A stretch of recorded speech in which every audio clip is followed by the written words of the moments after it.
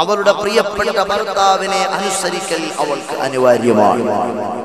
എന്ന് പറഞ്ഞാൽ അല്ലാഹുവിന്റെ ദീനിൽ ശറഇന്റെ കാര്യങ്ങളിൽ ഭർത്താവ് കള്ളു കുടിക്കാൻ പറഞ്ഞു, കുടിക്കണ്ട.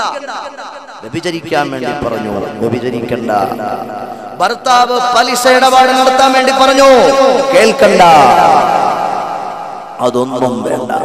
പക്ഷേ ശറഇന്റെ വിഷയത്തിൽ, ദീനു പറയുന്ന കാര്യത്തിൽ ഭർത്താവ് എന്തെല്ലാം പറയുന്നുവോ, ഭർത്താവ് എന്തെല്ലാം നിർദ്ദേശങ്ങൾ നൽകുന്നുവോ അതെല്ലാം അനുസരിക്കൽ ഭാര്യയ്ക്ക് അനിവാര്യമാണ്.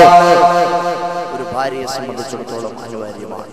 നാളെ വ്യാഴാഴ്ച ദിവസമാണ്, തിങ്കളാഴ്ച ദിവസമാണ്. നാളെ നോമ്പെടുക്കൽ സുന്നത്താണ്. മിഅ്റാജിന്റെ നോമ്പ് നാളെ ഉണ്ട്. വീട്ടിൽ ഭർത്താവുണ്ട്. ഭാര്യ പറഞ്ഞു, നാളെ എനിക്ക് നോമ്പെടുക്കേണ്ട ദിവസമാ, നാളെ എനിക്ക് നോമ്പെടുക്കേണ്ട ദിവസമാ. ഭർത്താവ് പറഞ്ഞു, വേണ്ട, ഇയാള് നാളെ നോമ്പെടുക്കണ്ട, നാളെ ഇയാള് നോമ്പെടുക്കണ്ട എന്ന് പറഞ്ഞു. ഭർത്താവിനെ അനുസരിച്ചിട്ട ഭാര്യ നാളെ അല്ലാഹുവിന്റെ റസൂൽ സുന്നത്താക്കിയ തിങ്കളാഴ്ചത്തെ നോമ്പിനെ അവൾ ഉപേക്ഷിച്ചാൽ നാളെ വ്യാഴാഴ്ചത്തെ നോമ്പിനെ ഭർത്താവിനെ അനുസരിച്ചുകൊണ്ടവൾ ഒഴിവാക്കിയാൽ, മിഅ്റാജിന്റെ സുന്നത്ത് നോമ്പിനെ ഭർത്താവിന് വഴിപ്പെട്ടിട്ടവൾ ഒഴിവാക്കിയാൽ അവൾക്ക് നോമ്പെടുത്ത പ്രതിഫലവും ഭർത്താവിനെ അനുസരിച്ച പ്രതിഫലവും ഉണ്ടെന്ന് പഠിപ്പിച്ചു മുഹമ്മദ് മുസ്തഫ സല്ലല്ലാഹു അലൈഹി വസല്ലം. അവിടുന്ന് പഠിപ്പിക്കുകയാണ്, വലാ യജൂസു ലിംറഅത്തിൻ അൻ തസൂമ വസൗജുഹാ ഷാഹിദുൻ ഇല്ലാ ബിഇദ്നി. ഭർത്താവ് നാട്ടിലുണ്ട്, ഭർത്താവിന്റെ പെർമിഷൻ ഇല്ലാതെ ഭാര്യയ്ക്ക് നോമ്പെടുക്കാൻ വേണ്ടി പാടില്ല. റമദാന്റെ നോമ്പിന്റെ കാര്യമല്ല, സുന്നത്തായ നോക്ക്. ദീന് ഭർത്താവിന് നൽകിയ പ്രാധാന്യം നോക്കി സഹോദരങ്ങളെ. അല്ലാഹുവിന്റെ റസൂലിന്റെ കാലഘട്ടത്തിൽ ഒരു പെങ്ങളുണ്ടായിരുന്നു. ഭർത്താവ് പറഞ്ഞു, മോളെ, ഞാനേ സുദീർഘമായ ഒരു യാത്രയ്ക്ക് പോകുക, ഞാൻ വരാതെ ഇയാള് വീട്ടിൽ നിന്നിറങ്ങാൻ പാടില്ല. ഞാൻ വരാതെ ഇയാള് വീട്ടിന്റെ കാമ്പൗണ്ട് വിട്ട് പുറത്ത് പോകാൻ പാടില്ല എന്നൊരു സഹോദരിയോട് തന്റെ പ്രിയപ്പെട്ട ഭർത്താവ് ഓർമ്മപ്പെടുത്തിയിട്ടങ്ങ് യാത്രയായി. സഹോദരന്മാരെ, എന്ത് സംഭവിച്ചു? പ്രിയപ്പെട്ട സഹോദരിയുടെ വാപ്പാക്ക് രോഗം പിടിപെട്ടു. ആ പെങ്ങൾ ചോദിച്ചു, ഞാൻ പൊക്കോട്ടെ വീട്ടിൽ എന്റെ വാപ്പാനെ കാണാൻ? വാപ്പ ആളെ പറഞ്ഞു വിട്ടു, മോളെ, രോഗിയായി കിടക്കുവാ ഞാൻ, നിന്നെ കാണണമെന്ന് എനിക്ക് അതിയായ ആഗ്രഹമുണ്ട്, ഒന്ന് വരാവോ, ഒന്ന് വരാവോ? അപ്പൊ പറഞ്ഞു, ഭർത്താവ് പറഞ്ഞത് പെർമിഷൻ ഇല്ലാതെ പോണ്ടെന്നാണ്. രോഗിയായി കിടക്കുന്ന പിതാവിന്റെ ചാരത്ത് ഞാനൊന്ന് ചെന്നോട്ടെ. ഭർത്താവ് പറഞ്ഞത് കാമ്പൗണ്ട് വിട്ട് പോകാൻ പാടില്ല എന്നാണ്. ഭർത്താവ് പറഞ്ഞത് കാമ്പൗണ്ട് വിട്ട് പോകാൻ പാടില്ല എന്നാണ്. എന്റെ പ്രിയപ്പെട്ട പിതാവാണെങ്കിലോ കലശായി രോഗം മൂർച്ഛിച്ച് കിടക്കുകയാണ്, ദൂതനെ അയച്ചിരിക്കുകയാണ്. ഓ പൊന്നുമോളെ, കാണണമെന്ന് അതിയായി ആഗ്രഹമുണ്ട്, കാണണമെന്ന് അതിയായി ആഗ്രഹമുണ്ട്, ഒന്ന് വരുമോ, ഒന്ന് വരുമോ?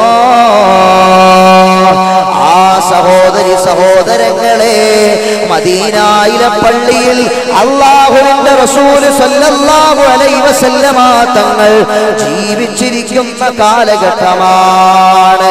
ഒരു ദൂതനെ പറഞ്ഞു വിട്ടിട്ട് ചോദിച്ചു, നബിയേ, ഞാൻ പോയിക്കോട്ടെ, വാപ്പ രോഗിയാണ്, ഞാൻ പോയിക്കോട്ടെ, വാപ്പ രോഗിയാണ്. അല്ലാഹുവിന്റെ റസൂല് മദീനയിലെ മസ്ജിദുൻ നബവിയിൽ ഇരുന്നുകൊണ്ട് പറഞ്ഞു, അതി സൗജകി, മോളെ, നീ നിന്റെ പ്രിയപ്പെട്ട ഭർത്താവിന് വഴിപ്പെടണം, നീ നിന്റെ പ്രിയപ്പെട്ട ഭർത്താവിന് വഴിപ്പെടണം. വാപ്പ രോഗം മൂർച്ഛിച്ച് കിടക്കുകയാണ്. അവസാനം രോഗം നല്ല മൂർധന്യാവസ്ഥയിലെത്തി. വാപ്പ സക്കറാത്തിന്റെ ഹാലിൽ കിടക്കുകയാണ്. വാപ്പാക്ക് അതിയായ ആഗ്രഹം പൊന്നുമോളെ ഒന്ന് കാണാൻ.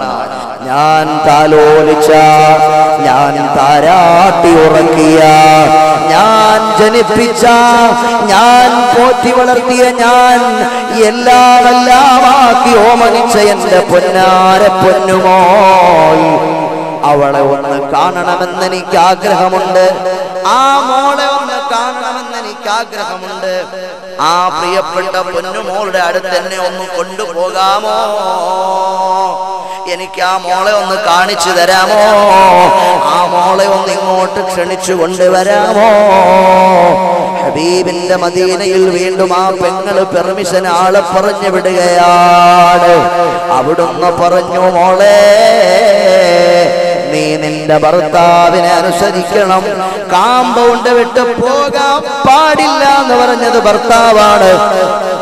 നിന്റെ വാപ്പാ രോഗശൈലിയിൽ കിടക്കുന്നത് ശരിയാണ്, പക്ഷേ നിന്റെ ഭർത്താവിനെയാണിപ്പോൾ നീ അനുസരിക്കേണ്ടത്. സക്കറാത്തിന്റെ ഹാലിലാണ് പ്രിയപ്പെട്ട പിതാവ് കിടക്കുന്നത്, ശരിയാ? നോക്ക് സഹോദരന്മാരെ, ഒരു ഭർത്താവിന് ദീൻ നൽകുന്ന പ്രാധാന്യം നോക്ക്. വാപ്പാ രോഗിയായി കിടക്കുമ്പോ ഭർത്താവ് പറഞ്ഞ വാക്ക്, ആ വാക്കിന്റെ ഊക്കുകൊണ്ട് എത്രമാത്രം ഊക്കുള്ളതാണ് ആ വാക്കിന്. ഭർത്താവ് പറഞ്ഞ ആ വാക്കിന് അത്രമാത്രം വില ഈ ദീന് കൽപ്പിക്കുന്നുണ്ടെന്ന് നോക്ക്. നമ്മുടെ ദീൻ, അല്ലാഹുവിന്റെ ദീൻ എത്രമാത്രം വില കൽപ്പിക്കുന്നുണ്ട്. അവസാനം എന്തു സംഭവിച്ചു? ആ പിതാവ് മരിച്ചുപോയി. ആ മരിച്ചുപോയ സമയത്തും ആള് വന്നിട്ട് പറഞ്ഞു, പെങ്ങളെ, നിങ്ങളുടെ പ്രിയപ്പെട്ട വാപ്പയങ്ങ് മരിച്ചുപോയി. ആ വാപ്പാന്റെ ജനാസയൊന്ന് കാണാനെങ്കിലും നിങ്ങൾ വരുമോ? അപ്പോഴും പെങ്ങള് മദീനയിൽ ആളെ പറഞ്ഞു വിട്ടിട്ട് ചോദിച്ചു, നബിയേ, എനിക്കെന്റെ പ്രിയപ്പെട്ട പിതാവിന്റെ ജനാസ കാണാൻ.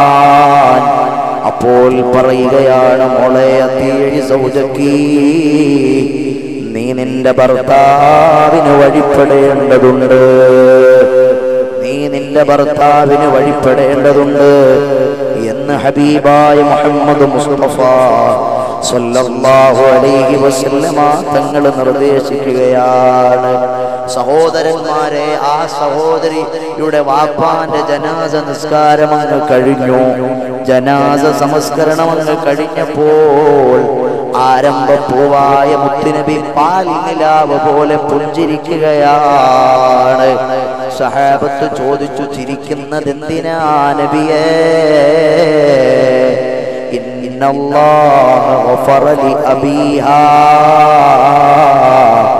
ആ പെണ്ണിന്റെ വാപ്പാക്ക് അല്ലാഹു മാപ്പ് കൊടുത്തിരിക്കുന്നേ. ആ പെണ്ണിന്റെ വാപ്പാക്ക് അല്ലാഹു മാപ്പ് കൊടുത്തിരിക്കുന്നേ. ഭർത്താവ് പറഞ്ഞു, പോകണ്ടെന്ന്. വാപ്പ രോഗിയായിട്ട് പോയില്ല, സക്കറാത്തിന്റെ ഹാലിലായിട്ട് പോയില്ല, മരിച്ചപ്പോൾ ജനാസയൊന്ന് കാണാൻ പോയില്ല. എന്തടിസ്ഥാനത്തിലാണ് വാപ്പാന്റെ ജനാസ കാണാൻ പോകാത്തത്? ഭർത്താവിനെ അനുസരിക്കുന്നതിന്റെ അടിസ്ഥാനത്തിലാണ്. ആ കാരണം കൊണ്ടുതന്നെ, മകളുടെ ആ പ്രവർത്തനത്തിന്റെ കാരണം കൊണ്ടുതന്നെ ആ പ്രിയപ്പെട്ട വാപ്പാക്ക് അല്ലാഹു മാപ്പ് നൽകിയേ. അതുകൊണ്ടാണ് ഞാൻ ആ പ്രിയപ്പെട്ട സഹോദരിയുടെ വാപ്പാന്റെ ജനാസ സംസ്കരണം കഴിഞ്ഞിട്ട് ഞാൻ പുഞ്ചിരിച്ചതെന്ന് പറഞ്ഞു മുഹമ്മദ് മുസ്തഫ സല്ലല്ലാഹു അലൈഹി വസല്ലം. എത്ര വലിയ ഗൗരവമുള്ള വിഷയം. ആ വാപ്പാക്ക് അല്ലാഹു തആല മാപ്പ് കൊടുത്തു കളഞ്ഞു. ആ പെങ്ങള് അങ്ങനെ ചെയ്തു, ഭർത്താവിനെ അനുസരിച്ചു. ഭർത്താവിനെ അനുസരിച്ച കാരണം കൊണ്ട് ആ പെങ്ങളുടെ വാപ്പാക്ക് അല്ലാഹു മാപ്പ് നൽകി കഴിഞ്ഞു. ഒരു നല്ല സ്നേഹമുള്ള ഭാര്യ എങ്ങനെയാകണം? ഓരോ സഹോദരന്റെയും മനസ്സിന്റെ അകത്തളത്തിലുണ്ട് നല്ല അനുസരണ. ഒരു പെണ്ണിനും ദേഷ്യമില്ല ഭർത്താവിനോട്, ഒരു പെണ്ണിനും വൈരാഗ്യമില്ല ഭർത്താവിനോട്.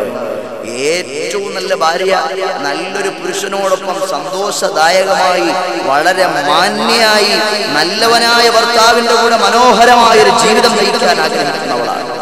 ഭർത്താവിനെ ദേഷ്യം പിടിപ്പിക്കാൻ ഒരു ഭാര്യയും ആഗ്രഹിക്കുന്നില്ല.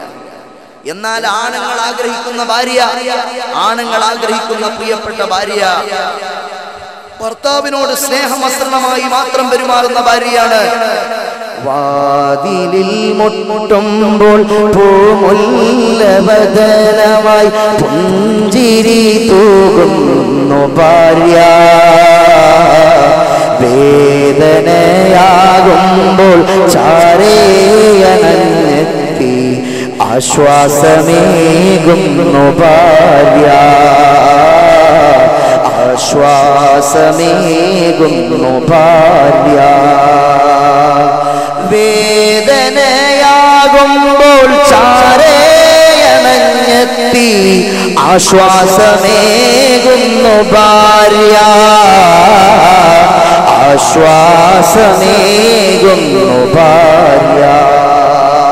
പ്രതിസന്ധി ഘട്ടത്തിൽ ഒരു പ്രശ്നമുണ്ടാകുമ്പോൾ, ഒരു പ്രതിസന്ധി ഉണ്ടാകുമ്പോൾ, ഒരു വിഷമമുണ്ടാകുമ്പോൾ വിഷമിക്കണ്ട, വേദനിക്കണ്ട, പ്രശ്നത്തിലകപ്പെട്ട് നിങ്ങൾ ടെൻഷൻ അടിക്കണ്ട.